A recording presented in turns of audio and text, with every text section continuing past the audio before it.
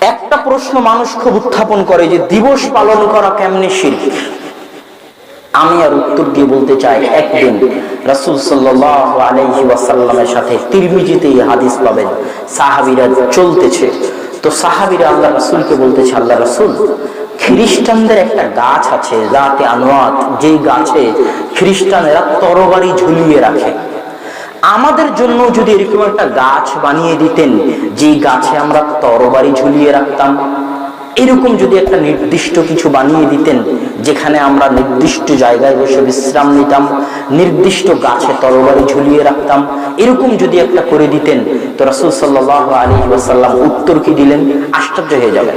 আল্লাহ রাসূল উত্তর দিলেন, বাপ রে বাপ, বলো কি তোমরা তো দেখছি মুসা আলাইহিস সালাতু ওয়াস সালামের নিকটে যারা বাছুরের পূজা করতে চেয়েছিল, গাভীর বাচ্চা বাছুরের পূজা করতে চেয়েছিল, তোমাদের দাবি তো তাদের মতো। আরেকটু বুঝেন, সাহাবীরা আল্লাহ রাসূলের কাছে একটা গাছ চাইলো, যে গাছে তরবারি ঝুলিয়ে রাখবে, যে গাছের নিচে বিশ্রাম করবে, আর আল্লাহ রাসূল কি বললেন? তোমরা তো দেখি মুসার সম্প্রদায় যেমন তার নিকটে একটা গাভী বাছুর চেয়েছিল যার পূজা করবে, তোমাদের দাবি তো দেখি তার মতো। কোথায় একটা নির্দিষ্ট গাছ চাওয়া আর কোথায় একটা গাভী বাছুরের ইবাদত করা, পূজা করা, দুটোর মধ্যে আসমান জমিন পার্থক্য। কিন্তু আল্লাহ রাসূল দুটোকে এক করে দিলেন কেন?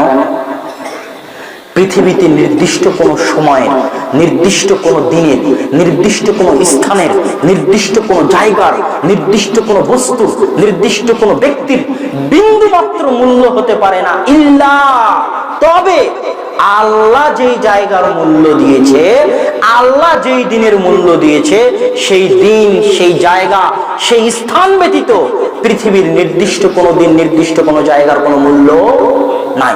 আল্লাহ বলেছে মক্কা মদিনা পবিত্র জায়গা, এর বাইরে পৃথিবীর দ্বিতীয় কোনো জায়গার মূল্য নাই। বাইতুল মাকদেসের কথা আল্লাহ বলেছে, শামের কথা আল্লাহ বলেছে, বাকি কোনো জায়গাকে মূল্যবান করার অধিকার কারো নাই।